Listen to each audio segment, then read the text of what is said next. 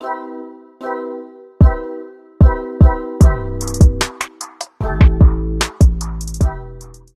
morning and welcome to a new YouTube series that I am calling La Vie Expat. My name is Tembi, also known as the New York City Gal Expat, and I thought it would be fun to share some of my experiences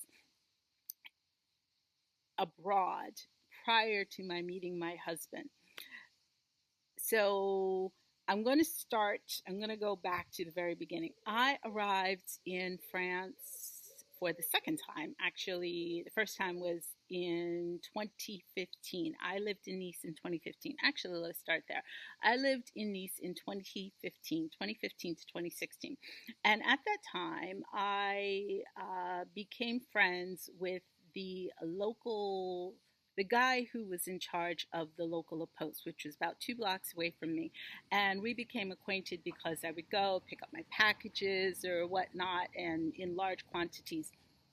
By the way, anyone who is thinking of moving abroad, please do yourself a favor and do not ship your items to yourself. If you cannot take those items, if you cannot afford to take those items with you on the plane, I assure you it is not worth the cost of shipping, even by the regular post, because what's going to happen is that when it arrives in France, it's going to be subject to import charges. It's going to be subject to all kinds of taxes. So why should you have to pay taxes on your personal items on top of the shipping costs? So I digress.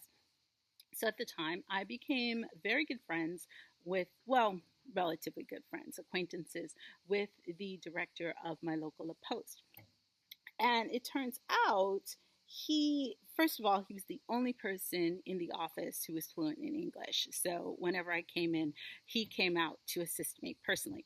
Very real gentleman, as you might imagine, very well educated, very well traveled.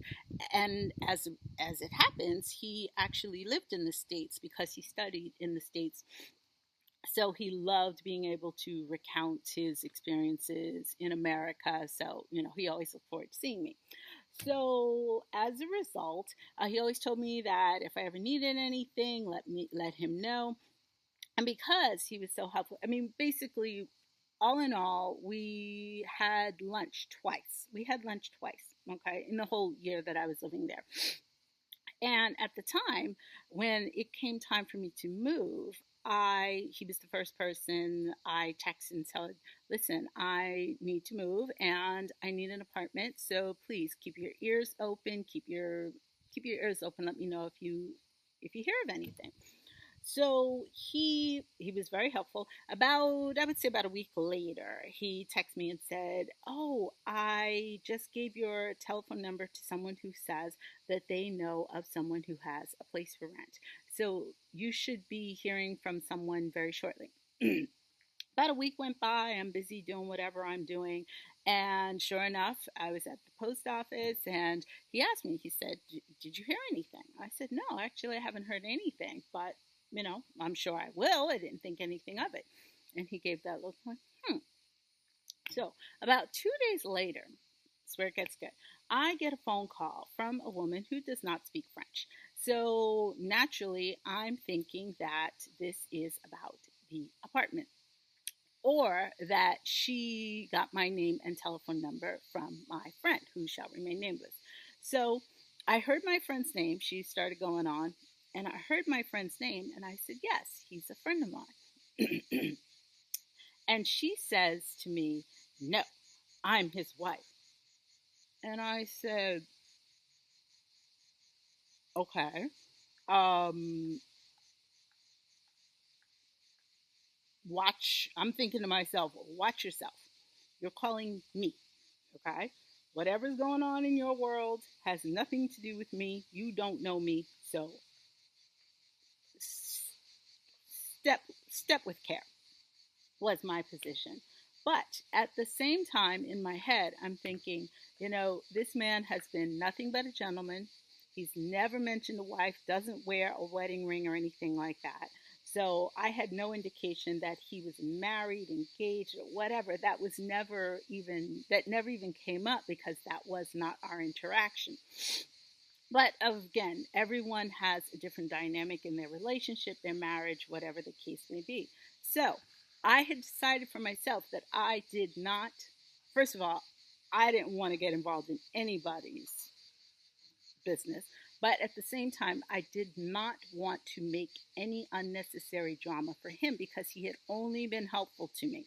So I basically just explained that he helped me get my bank account. He helped me establish a few things in France that is actually normally pretty, a little bit more complicated for foreigners. So she just said she understood her off the phone.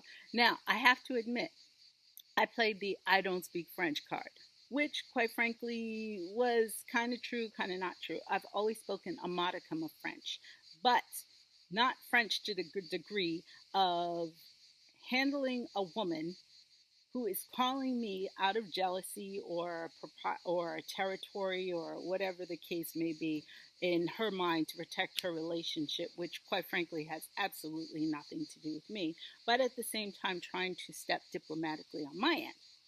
So on that level, I even to this day I wouldn't necessarily say I have the right level of fluency. So about a week or so went by or whatever. Again, I'm at the post office. He comes out to me and says, "Oh, we were talking or whatever." And I told him, "Oh yeah, I'm going to be moving. I found a place, da da da da da da."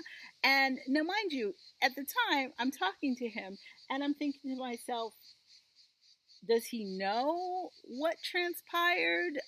Is he aware? I don't know what the result of this was. I don't know how this went down. And I'm searching his face and his body language for any kind of indication that he is aware of this. And there was nothing. So I said to him, I just smiled and said, "Are you aware that your wife called me?" And I literally used the term wife. And he just said, "No, I was not." That was what he said to me. And I said to him, "Well, she did." And I told him, "Well, I kept it very polite. She said she understood the nature of our communication, although she didn't speak English, but she said she understood. She understood that there was nothing going on." And I explained to him, I said, "Well, understand something. I was nice, but if she calls me again, all bets are off. And you were the reason I was nice to her or polite. So essentially, don't let this happen again." And it did not. And he said, "Oh no, this will not be a problem." So he just went, he literally turned and walked into his office, with that sense of urgency or whatever. So it happens that we didn't speak again until I came back to the States, and we kept in contact just on WhatsApp or whatever or whatnot. And at the time, Donald Trump had just gotten elected for the first time. And he, like a lot of French people, were really shocked that that had actually transpired. They never thought it would be possible. So a lot of our communication was built on that because he remembered my explaining to him that he had a very strong chance of winning, and he didn't believe me. So, anywho, when the time came for me to return, and I let him know because he would let me know about different opportunities, work opportunities. He would ask me if I was planning on coming back or whatnot. Now, I told him, I said, "I am planning on coming back. I'm just not quite sure when and what that's going to look like." So when I announced that I was coming back, he quickly offered to help me find an apartment because remember, that was the whole dynamic before. And I was so grateful, of course. Now, this man works in banking, and it turns out he was very, very helpful when it came to identifying the places that were not suitable for someone who does not drive, okay? Because at the time I was going to be enrolling in school and I needed a place where I could walk to and from my apartment. So I needed someplace centrally located. He knew I was moving to Aix-en-Provence. But what was really, really helpful was the fact that he was able to identify scams and save me a lot of time and a lot of money.